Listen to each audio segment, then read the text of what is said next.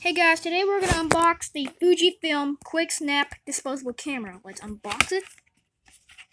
Before I do this, here's the front of the box, the side of the box, the back of the box, pause if you want to read this, and the side of the box, and then front. I want to pick this thing up. Here's the bag. Let me try to open it. Sorry, I have to put my camera down because I can't do it with one hand. Here's the Fujifilm Quicksnap manual. Read it. I can't read all this instructions. It's all in Japanese.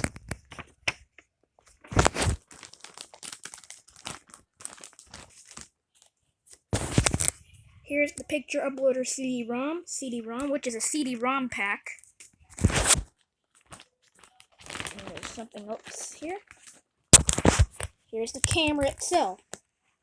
So it says Quicksnap Fujifilm. Here's the button. You can take pictures. To do that, wind the camera up until it clicks. And then hit this button.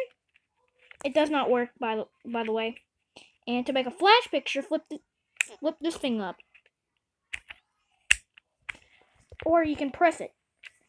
And this is the unboxing of the Fujifilm Quicksnap disposable camera. And that's it.